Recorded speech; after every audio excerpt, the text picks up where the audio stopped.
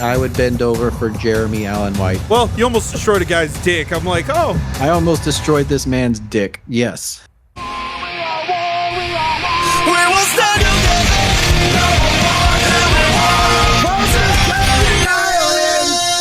Welcome your host.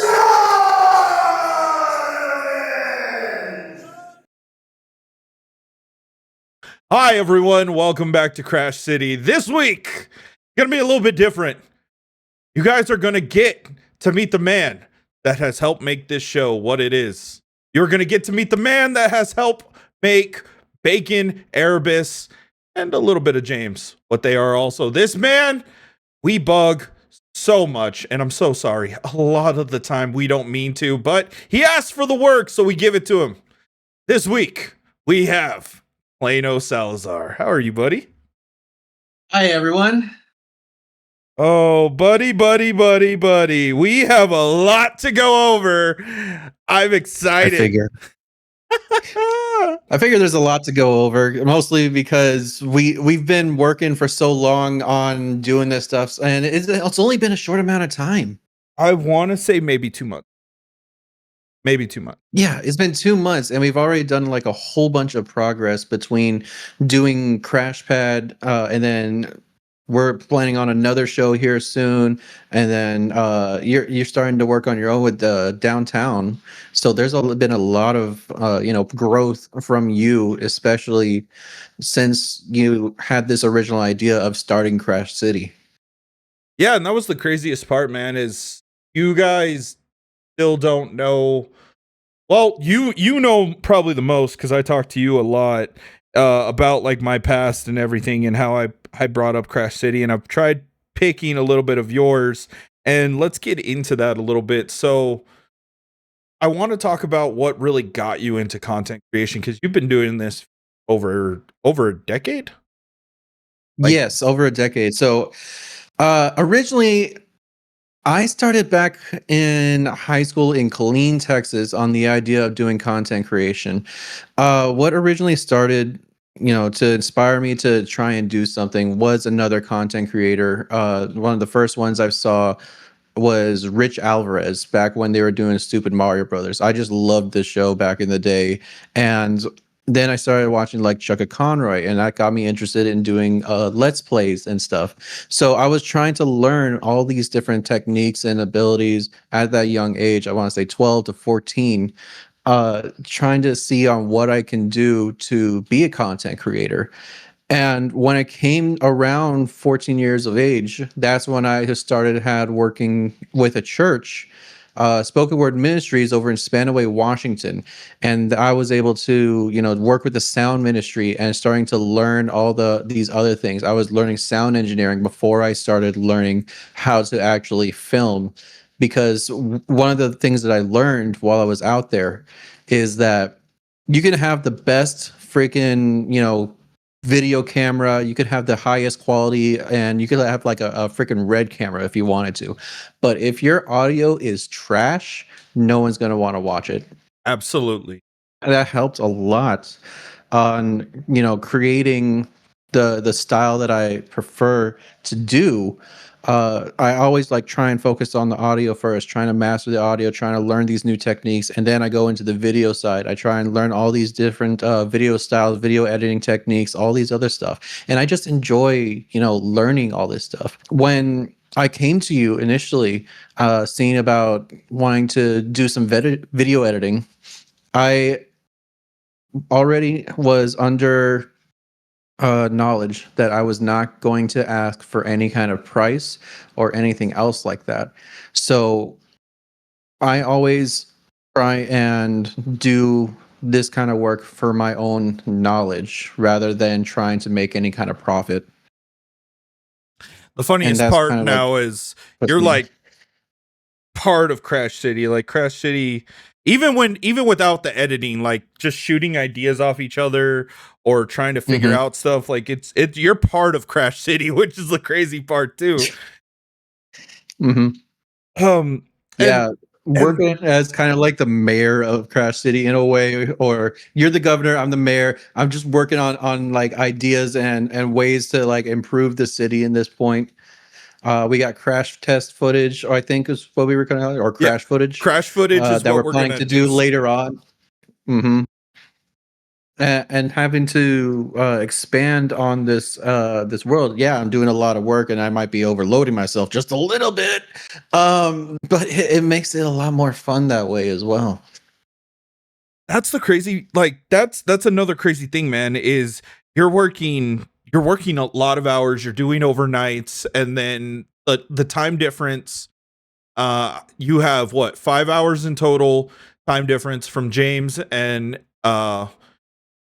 you have 4 hours from the boys in Seattle or in St. Louis, and then you have 3 hours from me. So while we're all going through our normal day, you're still far behind, and you're texting us and you're like, hey guys, I'm doing this or I'm doing this. And I'm doing the math in my head early in the morning while I'm getting to work, and I'm like, what the?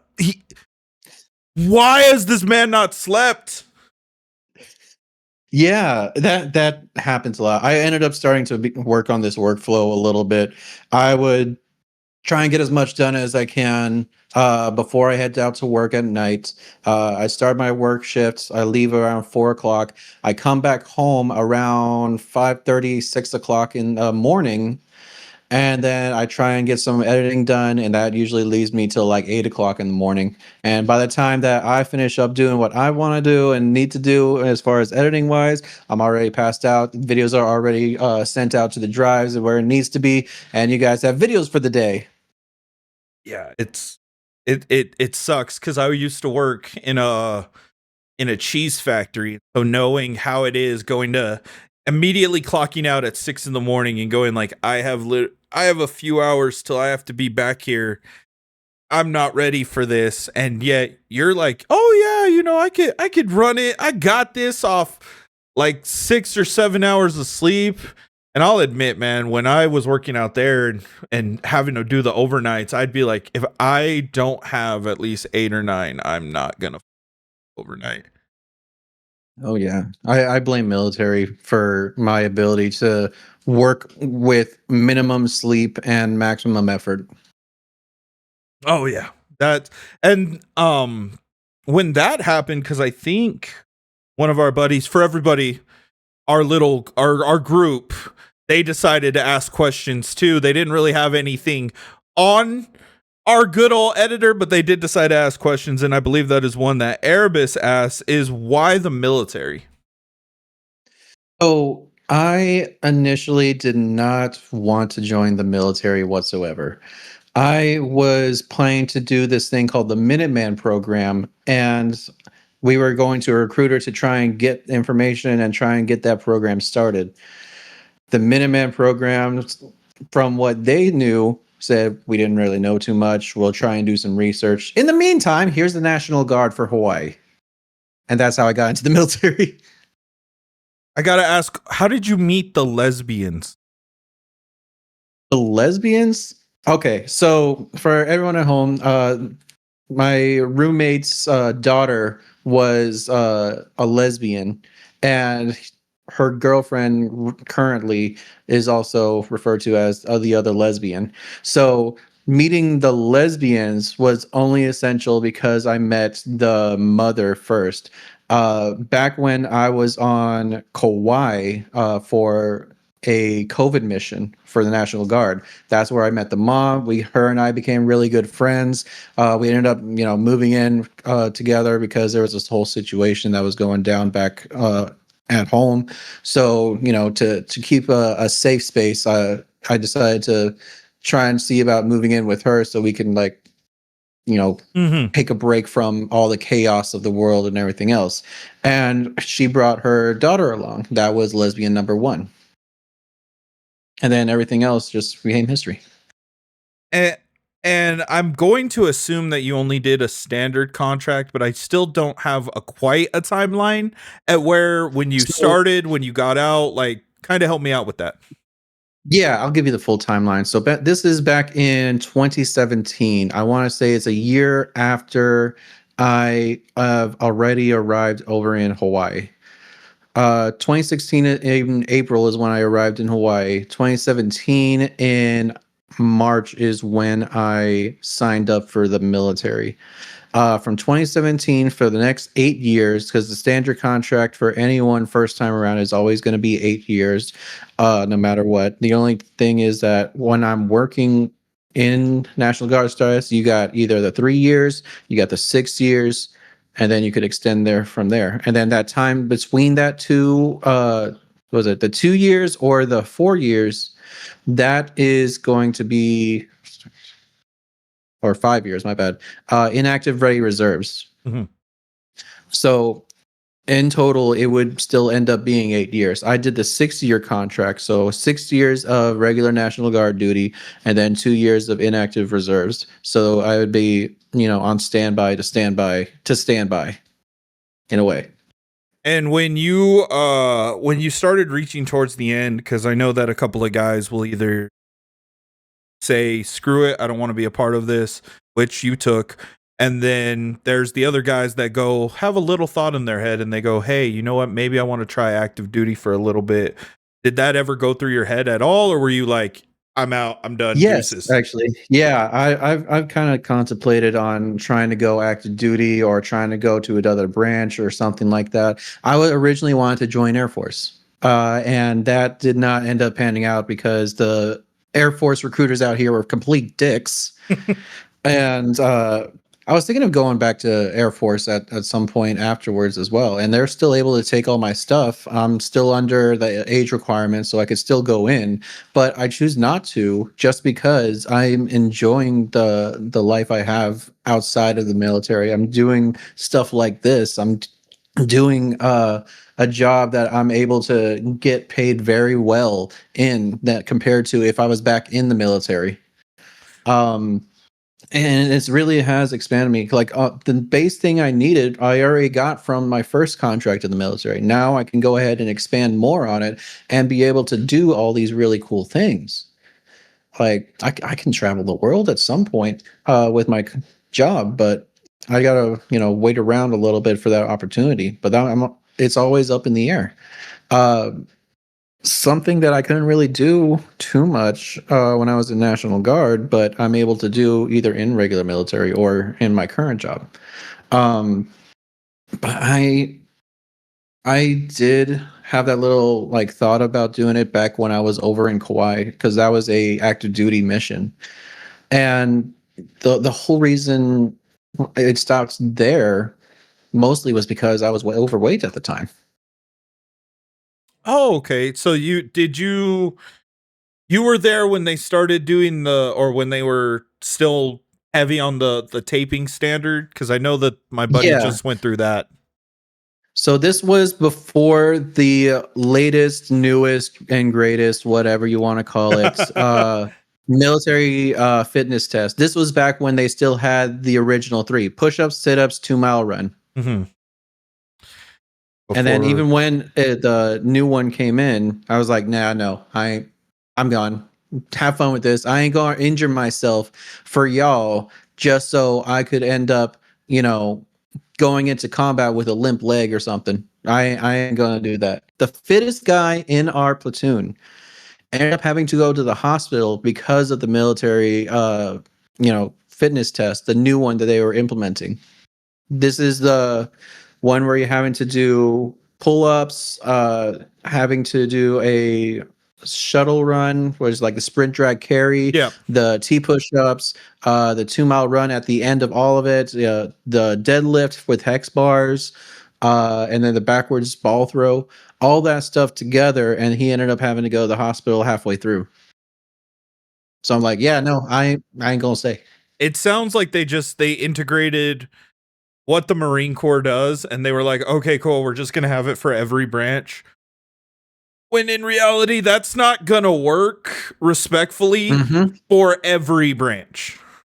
You got your pencil pushers over in the Air Force that don't really have to do that kind of stuff. And when you have to push them for that kind of stuff, that's where you're going to lose a lot of people. It blows my mind too, and I understand where, especially within this last year, Pete Hegseth, he came in and he was like, hey, we need a changed the requirement and everything for the physical fitness, and it did cross my mind when we would talk and I would ask you about your military service, and I'm like, I wonder if he wanted to go active duty, if he ever wanted to extend. But in reality, you are correct, man. Like, you know, you get to do this cool thing, you get to deal with us idiots 24/7, it seems like. You know, you and your partner have a fun life, and you know, getting to do the things that we get to hear that you guys get to do out there in Hawaii is so fun. So especially for me, like when you were showing us your most recent chapter, and I was like, that is awesome, and you were like, well, it's on this part of the city. I'm like, cool, let me show you my window where you just see a cactus and 4 tumbleweeds all racing across the desert. Like you get green, dog. You get green. I get green like 3 days out of the year. Maybe. Yeah, especially with the monsoon season going around here, and right now, actually, we're in the middle of a flash flood warning. We had one like 2 years ago, and I kid you not, it was the strangest thing to happen in the desert, man. It was the 100-year flood they always joke about in movies. That happened. Like, cars were floating here in New Mexico, in Roswell. Cars were floating. And it's weird because, so I'm not going to name the people, but there was, you won't believe me when I tell this, and most people won't, is there was an individual who got caught up in the water, and when they find this individual in a tree, no clothes. I don't know how that happens. Individual won't say how that happens, but I don't know how your clothes wash off in the water going down the street. But yeah, it's like goofy shit like that for Roswell. It's shit that's like, oh, well, when we have a snowstorm, just magically buildings collapse. It's like, it doesn't make sense, man. And so seeing when you imagine you like going down the street in like a little an inflatable donut with a duck head on it, just pants are down and stuck inside of a tree for some reason. My aunt got stuck in a gas station. Thank God my stepfather went and he got her, because I don't have a truck and our apartment is on the 2nd level. So to us, what the rain was rain until we woke up and then we realized, okay, Atlantis has sunk. My aunt was sending us like videos from the gas station, man, and she was like, I don't know what we're gonna do. The water's coming. And my immediate thought was, when did we turn into the day after tomorrow? Like, when does that that doesn't happen here. So when you're like, oh yeah, we have flood warning, I'm like, is the island going under? Like, what does this mean? Because you must be used to that, right? Yeah, we are kind of used to that. We have an adaptive street that allows for flooding to, you know, go through easier and go back into the ocean. It really messes up the roads, though. That's really the funny part. Like, it's not only just the way that the roads are designed, but also the people that drive out here. They can't drive when it rains. They can't drive when it's dry. It's just a whole other massacre out here. And Hawaii has the worst traffic in all 50 states because we only have 3 major highways: H1, H2, and H3. I don't really even know what to say to that, man. That sounds they're bad when it's dry. Like, yeah, that sounds like, I feel like that's just everywhere, but also like you guys have it's a small area, like it should be able to adapt to. You would think, but no. Little story time. I ended up accidentally poisoning my sergeant when I was over on Big Island for the protest mission. And what happened was, this sergeant was, you know, kind of dumb, I'll admit. He was trying to put water as a emergency plan next to an electric generator in case it caught on fire. Mm. Okay. All right. Cool. So I ended up making some acai bowls, which, is a mock acai. We didn't really have any kind of acai, so I just mixed in some fruits and some juice together to get that acai taste. Mm. And I, give out samples to everyone. I give everyone a cup. I give the sergeant, that specific sergeant, a cup as well. And he eats it and everything else. He's a little hesitant at first. Was like, "Yeah, come on, everyone's got one. Yeah, okay, I'll take one." So he ends up taking it. He ends up drinking it down, and the next day, I hear that he's going to be out for a while because of his really bad kidney stones that only grows when you eat or when he eats berries. The ingredient list is as follows for that acai bowl: blueberries, blackberries, strawberries, bananas, which are also a type of berry, and apple juice. So he was eating 4 different types of berries in that one concoction that caused him to have super bad kidney stones to the point where he was gone for 2 weeks and ended up having to leave the mission because of it. You almost killed this man. I almost destroyed this man's dick. Yes. Oh my. What the fuck? That's hilarious. He was kind of a jerk at the same time. Everyone was wanting him to be gone, and I made it happen, and everyone praised me for that afterwards. That dude. Oh my god. I've heard like stories of people trying to get rid of sergeants before, and that one was just completely on accident, and that's still hilarious. Yep. I didn't know that he had a berry allergic reaction like that where he would have super bad kidney stones. But once I learned, it's like, yeah. Back when I was before I was homeless, I ended up having this big old white van that I ended up taking all the seats out, and I was living out of it for a while.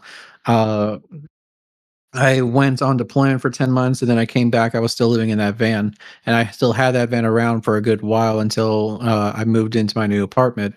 After a year or so, after it was dying out and everything else, it was time for me to move on.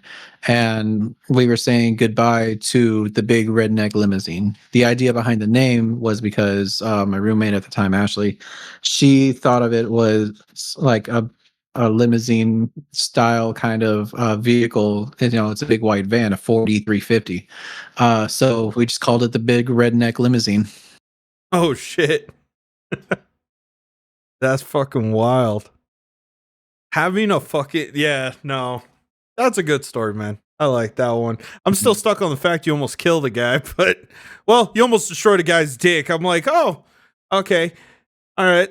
And that's weird because out of context, we did say that you are gay, and so when I said destroyed a guy's dick, that could be taken out of context. Not even that. It's the fact that you almost shredded it apart. That actually makes because of the kidney stones. Made it look like string cheese. Oh god.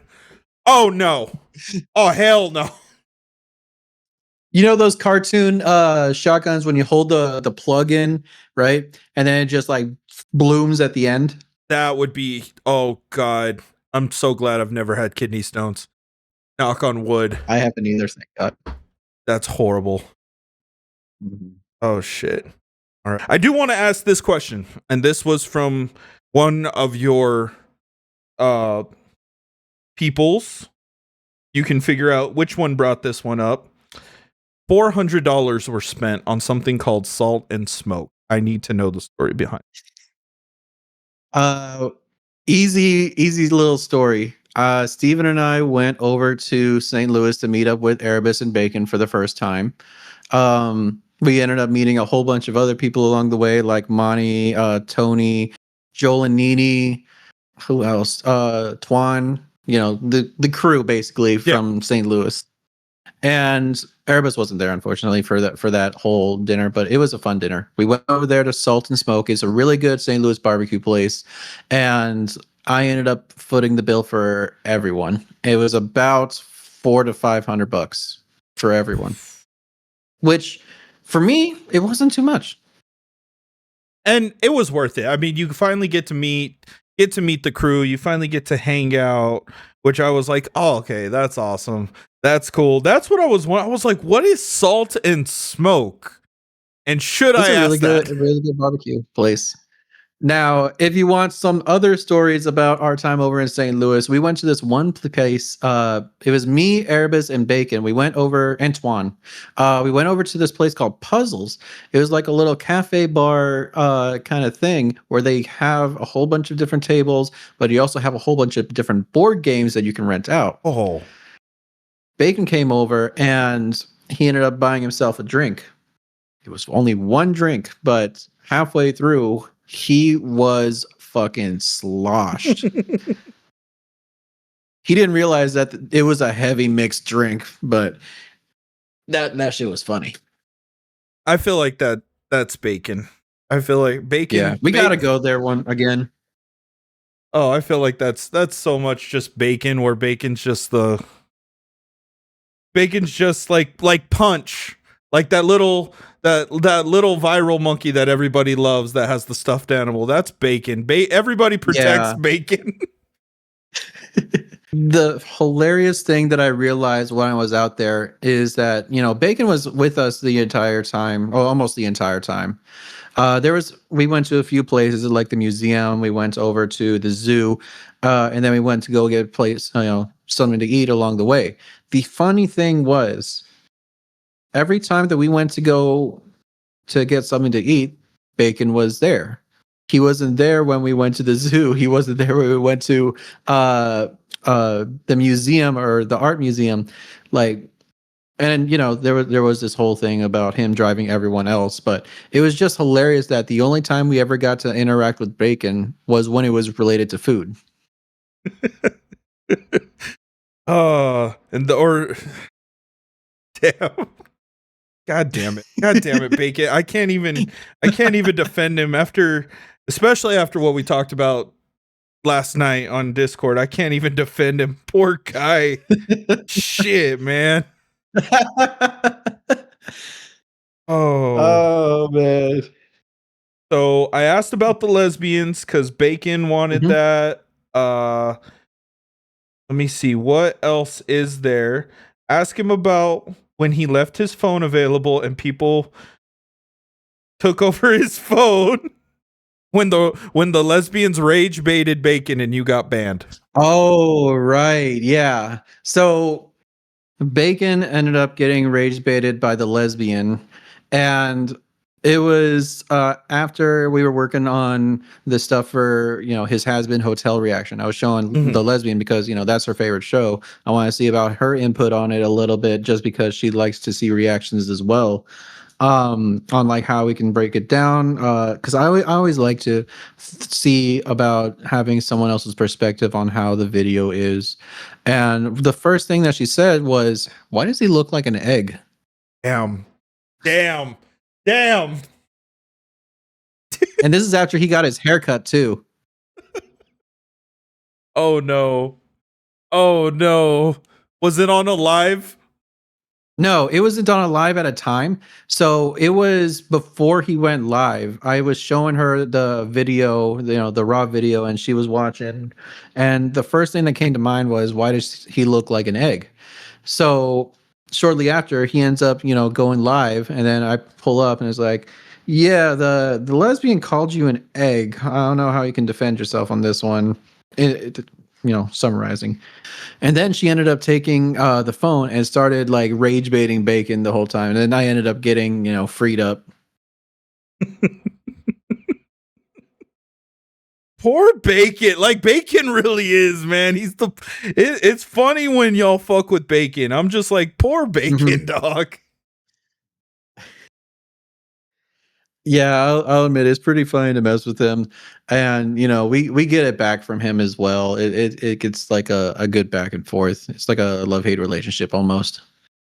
Oh yeah, I haven't really seen. I've seen Bacon only get Erebusv a few times. I haven't seen it to you, to Monty. Yeah, he gets Monty all the time, which is almost all right. That's fine. So I have one more question from the guys. Can't remember who wanted me to ask this, but I think it was Erebusv. Ask him who forgot he was gay. Bacon. I think he still forgets because I was around. Yeah, he still does forget. So, for everyone else, yes, I am gay. I got a fiance who's male, and Bacon often forgets that I'm gay whenever we're talking. So, like, just last week, I want to say, and I think this is when you were there too, Donovan. I was saying I would bend over for Jeremy Allen White, and I still stand by that. But Bacon was like, thrown off chain by realizing that I said something like that. I was like, oh shit, I forgot you're gay. I remember we were talking about something because I had brought up that currently right now we're watching Shameless so that Morgan can finish watching Shameless. And when you said that, I was like, oh, okay, cool. Yeah, he's a handsome man. And then Bacon. Sometimes well, you've seen him in Iron Claw, right? Oh yeah. Or the Bear? Yeah.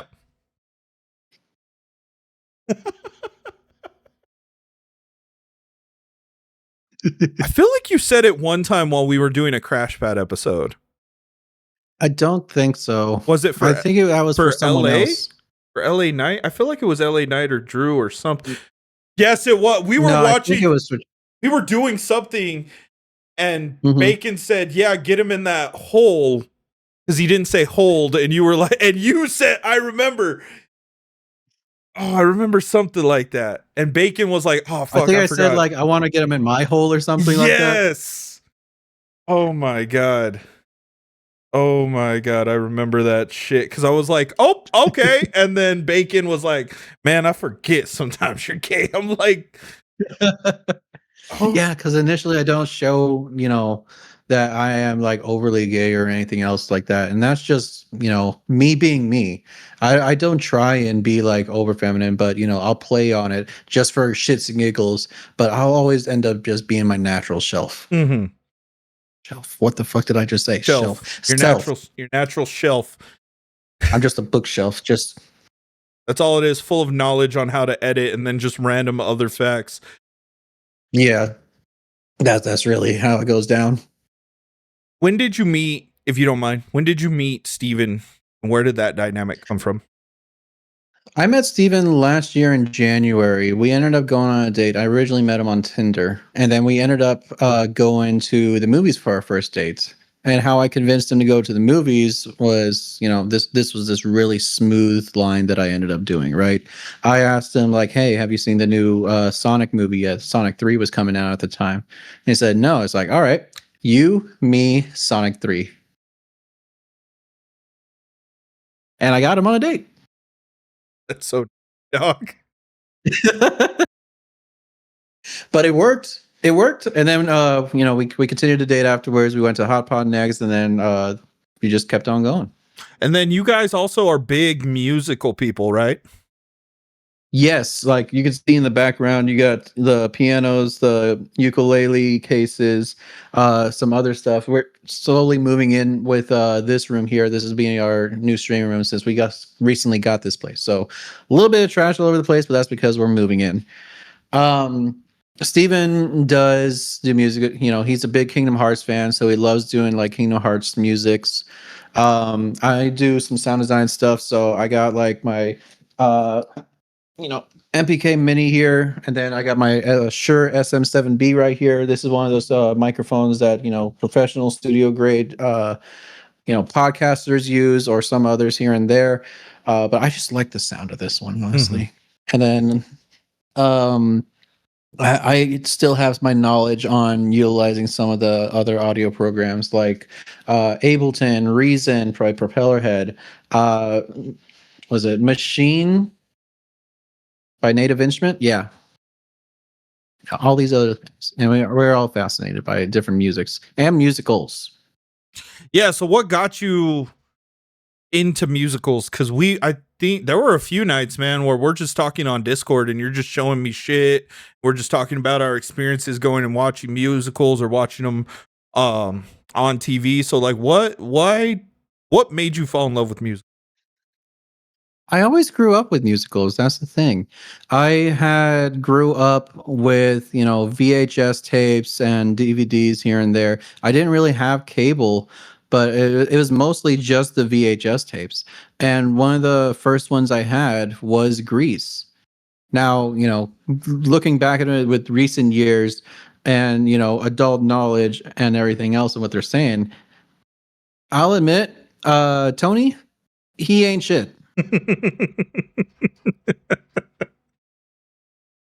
Oh shit, man. Like that was my thing too, is it seems like you just watched a ton because you recommended me a couple that I was like, oh shit, I didn't even know this existed. And going into that, like what was it? Death Note the musical, Nerdy Prudes Must Die, Twisted, what was the other ones? the original Wiz, because I didn't know that there was an older version of the remake of the Wiz. Yeah. There was the movie, and then there was the newer version with Neo in it. Yeah. There was the Passion, which was like a Tyler Perry produced, if I remember correctly, version of the Passion of the Christ, but it was with a whole bunch of different artists. You got fucking John Lennon in there. You got, what was his name? Daughtry singing Radioactive, I think. Oh shit. Yeah, there was a lot of good ones in there, but it's like a one of those jukebox musicals. You got, the one Green Day's American Idiot as a Broadway musical. Oh shit. There's Rock of Ages. Yeah. So funny thing, they actually did like a little like behind the scenes one of Green Day's American Idiot on Broadway, and they had Billy Joel Armstrong play a character in there as Saint Jimmy, and sing the Saint Jimmy song and everything else like that, and some other ones. It was a really interesting one. That's cool. That's something I'll have to look up. That's actually that's wild, man. That's insane, brother. There's a ton of different things, man, and I understand, like, especially through this episode, and I'm grateful that I get to work with you. We're not going to learn everything about you, but I want to learn a little bit about how you grew up, because it seems like everybody kind of had a similar way of growing up. I have been very vocal about it on every show that I did. I didn't grow up with a dad. Left. I grew up with my father figure was my grandfather, and having a single mom and my sister, it wasn't rich, it wasn't fancy, it wasn't anything, but she gave us things and she taught us things that helped throughout life. And then I'm starting to realize that with the guys, especially when they'll say something here or there, I'm like, okay, I kind of understand this group and understand why with other people that I've worked with, it hasn't worked out, but with working with all you guys, why it has. Because it's, at least in my perspective, you guys understand that everything's achievable, but nothing's going to be handed to us. So if you're cool with it, I want to know a little bit how you grew up. All right. I'll try and speed run through this because I'm pretty sure we're going to be running through a time limit here. So over in Aurora, Illinois, that's where I was born. I ended up going down over to Texas, living with my great-grandparents through adoption around the age of 2. I ended up going over to Corgan in the middle of bumfuck nowhere, over by Groveton, about 2 hours northeast of Houston. I was living on a large 2.5 acre house where I didn't really do too much besides watch VHS tapes. I didn't really have cable until I want to say about 10. I also broke my arm that way. Then later on, after my great grandpa ended up starting having Alzheimer's, then we ended up moving over to Illinois. We ended up getting a place over in little Plano, Illinois, where they ended up filming not only a Larry the Cable Guy movie called Witless Protection, but also Superman, Man of Steel as Main Street over there during the time that I was out there. I was in middle school, transitioning to high school at the time when they were filming for that movie. So you could see on Main Street, they had a whole bunch of stuff. Nowadays, they have Superman festivals. At the age of 14, turning 14, back in freshman year of high school. That's when I ended up having to leave my adopted parents to go live with my blood dad over in Texas again. So I'm back over in Texas, over near Fort Hood, over in Colleen. And then, short duty station because he's in the military. We had to move in PCS all the way over to Washington State, JBLM. That's where I ended up finishing high school. That's where I ended up meeting Jermaine Kearse and Wands. Jermaine Kearse from the Seattle Seahawks, and 10 years ago was in the Super Bowl. And then Wands back in 2013, 12 was in a song called Thrift Shop. I got to sing with him. Finishing up high school there, went and got my first job over at a Popeyes on base. And then we ended up, leaving in April to go over to Hawaii, join the National Guard over there. That's where I ended up starting to work more with other people. I started with some local buddies of mine that does streaming, like my buddy Ranger Scar or Jeremy. I can't remember his username right now for Twitch, but those two guys were some of the few people that I started working with. Then I ended up expanding out. Captain True, Bob the Loser, and then the big one that ended up really, making me confident and trying to push into stuff was, what was his name? Talk to Me Goose. What's Talk with Goose on YouTube. Mm-hmm. And he was a big World of Tanks creator. So I ended up working with him and doing some more stuff. Some of my stuff ended up being on, the World of Tanks webpage when they were like starting to announce his challenges and everything else. If you ever play World of Tanks. Then time went by, my computer went down. I was having to move places. I ended up becoming homeless for a little bit. And then I ended up getting a place with Ashley after going through military for about 10 months, active duty. We come here, I move into my first apartment, and then we end up, making the rest history. I worked with no one else until I started talking with Erebusv. I got through him because I was really fascinated with his stuff through TikTok. So I wanted to try and see about helping him upgrade his quality. And that's how I ended up getting him situated. I ended up meeting up with Bacon. I meeted up with James. I meeted up with M14. And eventually ended up meeting you. Which, again, I'm very grateful. And I always get sappy. I love when I get sappy and you just go, I'm like, yeah, that's the military in you, dog. You're just doing what you're doing because you know what you're doing. But I understand what that means. It's the fact that I'm like, I am grateful and I'm very excited to work with everybody. And I think like the mindset that everybody has is like, oh shit, this is cool. Just when you meet all of us and you see everything that we're trying to accomplish and how much we go to you, is there ever a thought in your head of like you wanting to start a channel or something, or are you just like, I'm just gonna shoot the ideas to these guys? Because like you came up with Crash Footage, you came up with Crash Pad, and we have all been like, oh shit, yeah. And then I've been very vocal. I'm like, Crash Pad, that's your shit too, man. If you want to, watch with us, which you did, we all had a great time. You watched, I think right after you watched like 3 matches in the Royal Rumble with us, I believe. Yeah. Yeah, because I woke up late. Yeah, and then Crash Footage, you'll probably be there too, but is there ever a thought in your head of like you starting your own channel, or are you just happy just being in the background? See, I do have a channel. That's the thing.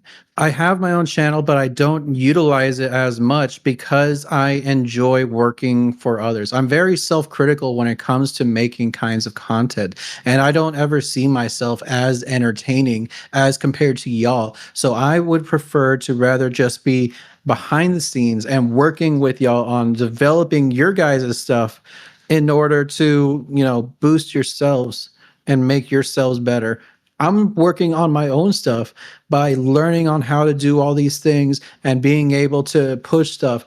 I want to be your guys' Paul Heyman, basically. I want to be able to promote you guys and be able to push you guys to higher levels than what you originally started when I first met you. I was going to say, this is a fucked up version of the vision. If you put the 4, if you put me, Erebusv, James, and Bacon as the vision, this is an interesting way to look at it. I'm trying to think. So I would say you'd be Braun. Bacon is Bronson. Erebusv is Austin Theory. Does that make James Logan Paul? That makes James Logan Paul. I can't wait to see what they think on that. That's gonna be funny. Oh man. No, this has been a good talk, and this is what I wanted to when you were like, hey man, I got my room set up. I'm like, cool. This is another way to give you your flowers back, man. And obviously, like I said, we're probably gonna have, hopefully soon, we'll have an episode where we're all on here just talking shit.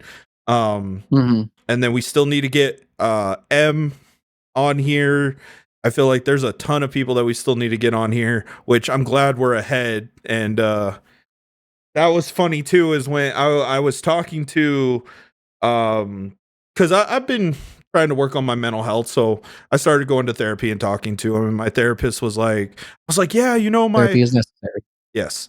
My editor, he was in the army, and she was like, oh, how's that going? And I'm like, oh, we're like almost 2 months ahead on recording. And she laughs, but she tries not to laugh. And she's like, oh, it's that mindset. And I'm like, no, it's good. Like, nobody's stressed out.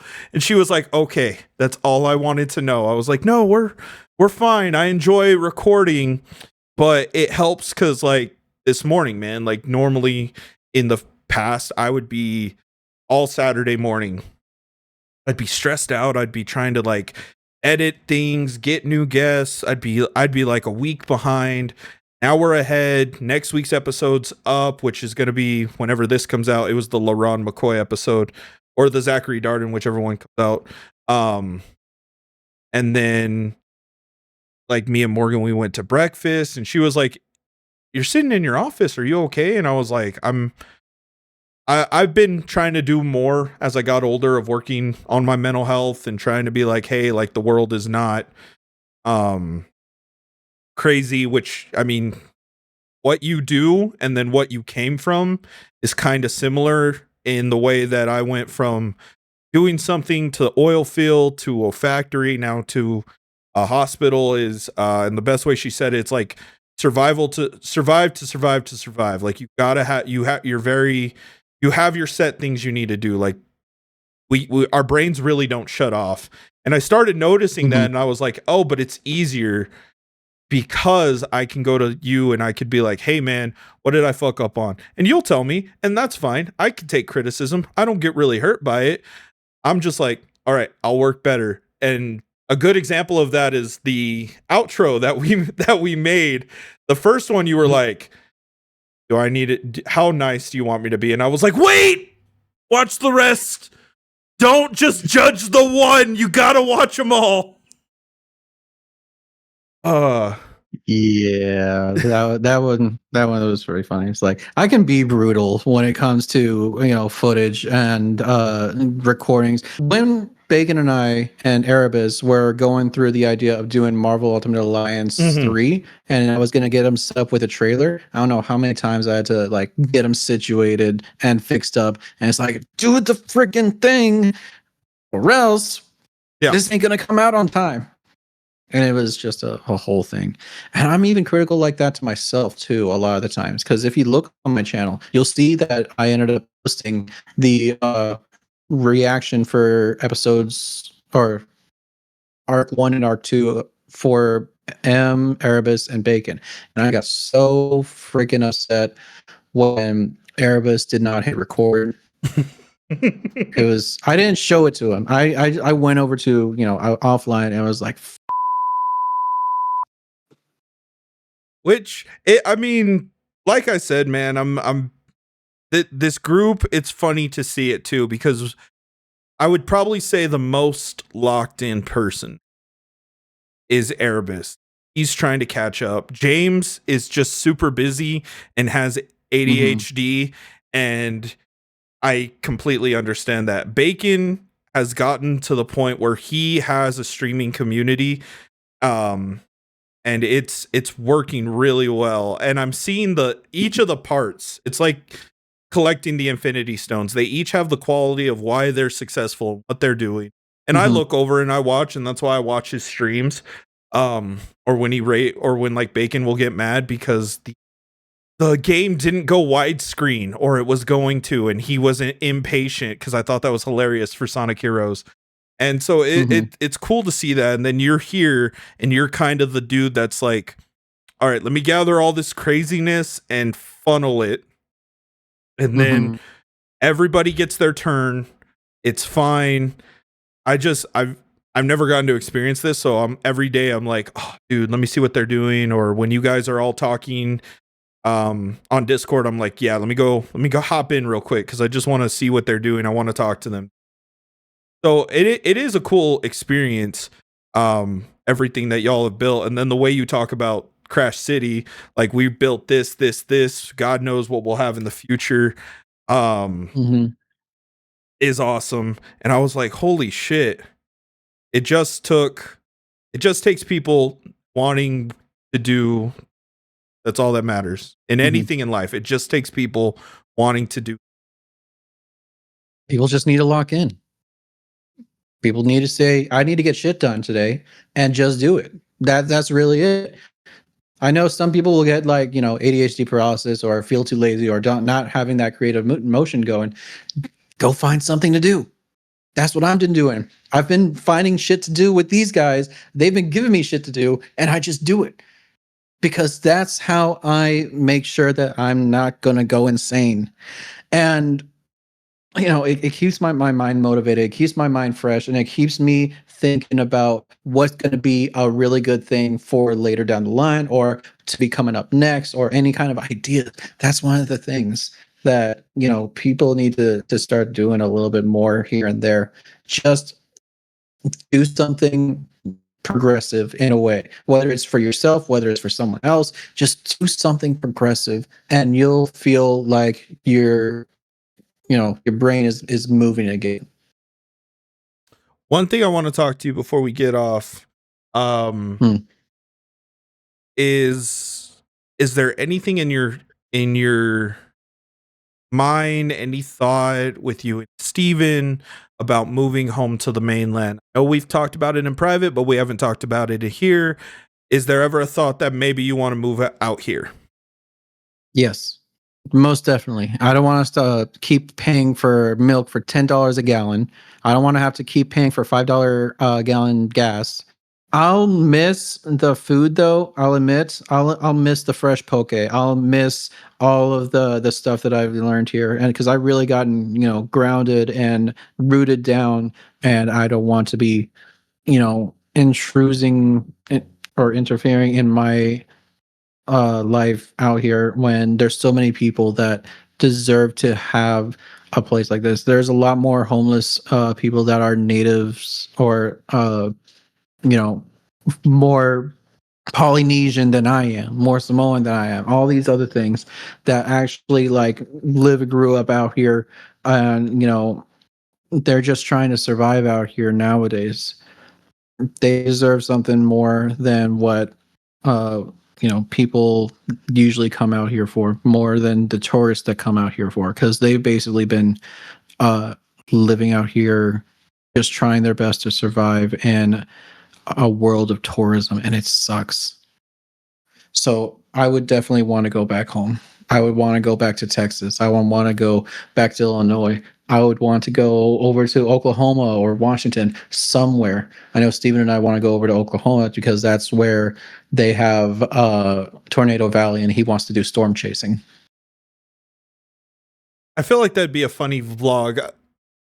All of us just being like, oh yeah, we're all gonna go meet Salazar, and Steven just timed it perfectly to where he's like, oh, I have all the people that'll help me, and I'll be like, my people don't fly. I'm sorry. I don't. No, we don't like the wind. No, we're good. We're good. He can have bacon. That's fine. He can use bacon. Oh man. He could be a good anchor. I was thinking about, because for if I'm going to Oklahoma, that's a good midpoint between where you're at and where the boys are at. And, you know, there's New York, but I'm not going to worry about New York too much. We could do something like a content house over in Oklahoma and be able to do stuff there. We could end up having an in-person crash pad, if anything. I was thinking of other stuff, like if we went on a haunted adventure with Bacon, because he's a big old scaredy cat. But I think it would be fun with, you know, him, James, you to do like this paranormal activity walk stuff. Like we could hit up Crossroads X to try and see about doing something in their next video, and it would be hilarious. So I love that you said paranormal investigation. So out here in New Mexico, we tend to have some stuff, and that's usually because we don't know really what was on this land before we all got on here. And there's a little, it used to be like a bed and breakfast, but now it's just an event hall. It's called the Silver Dollar out here. It's like an hour outside of Roswell. And my stepfather is good friends with the owner. Morgan's trying to get her D&D group to be able to do an adventure out there. Ghost Hunters has been out there. I don't know how credible that is to most people who are watching this, but the thing that I love the most about it is that they have part of Al Capone, one of Al Capone's bars. They shipped it from New York out here for when he was running the speakeasy, all that throughout all of Mafia New York. And that's just something I love. And yeah, people have said like it's haunted, and you know they have pictures and all that, and that's something I would love to have the guys. One, I would love to have the guys out here in New Mexico, and be able to take them out to like the local wrestling stuff and do all that. But also like the haunted stuff I think would be fun. And I looked up how far, because I was already like, well, let me put in the capital of Oklahoma, and let me see how far it is from St. Louis and how far it is from me. And Morgan was like, he's going to be closer to them. And I was like, no, something in my heart says he won't be. I'll be closer. Something in my head said that, and I looked it up, and it's like 8-minute fuck. I was like, still, I win. I'm closer. That's all that I care about. Oh, shit, man. See, like I said, it would just be a good middle point between both of y'all. Well, it really would. It really would. And like, like flights wouldn't be that bad because I think they have, yeah. So it really wouldn't be that hard. You guys can take a train. And she's been wanting to take the train. I've been trying to figure out what trip we could do to take the train, because I did the train from New Mexico to California when I was younger. And that was a beautiful experience. That was such a fun experience. But I know that she wants to try that just so that she could have her weird American adventure where she just gets to look out the window and read books all day. Her great American novels era, apparently, or whatever. But it's cheaper than a flight. As cheaper we begin to wind down, what is something, and I never asked anybody this, so it'll be interesting. What is something that you're grateful for currently? What is something that you learned throughout your life? I'm grateful that I currently have my job because it's been able to afford me so much when it comes to the house that I'm living in now, the relationship that I've had, and being able to work on that a whole bunch more, and being able to, you know, work myself out of all the debt that I've accumulated over the last couple of years. It's grateful to, you know, go through all these experiences in life that was able to mold me into the way that I am, and being able to teach me all these different ways to better myself, not only as a person, but also as an editor and as doing all the stuff that I do for y'all. I'm grateful for you guys as well, because, you know, without y'all, I would just be going crazy doing nothing. Probably just sitting on a chair and just playing games and doing really nothing with my life. I'd probably be back in my van being homeless and everything else like that. What was the other question? What is something that you've learned throughout your life that's like super important? Well, I've learned something that's super important to me throughout the time I've lived on this earth is how to sleep anywhere, because that is very, very easy for me now because of the military.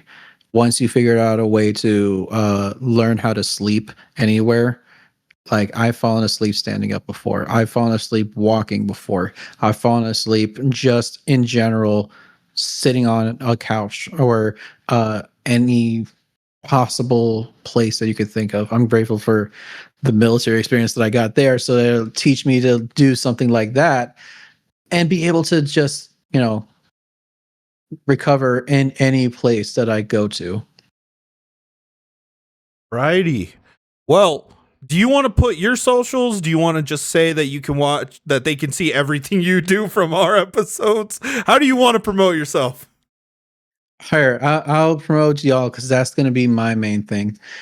Thank you, everyone, so much for watching. You can watch more episodes that I've worked on and more shows that I've worked on, more people that I've worked on. Erebusv, Bacon Kage, Sir James Insane, Crash City, Crash Pad, Crash footage coming soon, Crash City Downtown, The Real M14, and then, personal projects over at Planosalzar on YouTube. With that, thank you, everybody, for joining. Thank you for having me, Donovan. Would you like to close this episode out? That was my conversation with the editor, with the man in charge, with the Paul Heyman, with the wise man, Planosalazar. And we will see each and every one of you in all of these videos. Damn. Bye, guys. Take care, everyone. That was this week's interview. Obviously, you had to have loved it because you stayed towards the end, and we really appreciate that. But please hit the subscribe button. Like, comment, even share. Helps me and helps my guests. And if you want to stay here a little bit longer, we have previous weeks where we interviewed some of the most best people on this planet. Plus, you can head over to the Crash Pad where you can see me, Erebusv, and Uhohitsbacon just mark out on some wrestling. Whether you want to get into wrestling or already been a fan for years, come and see our reactions. You never know what you're going to get.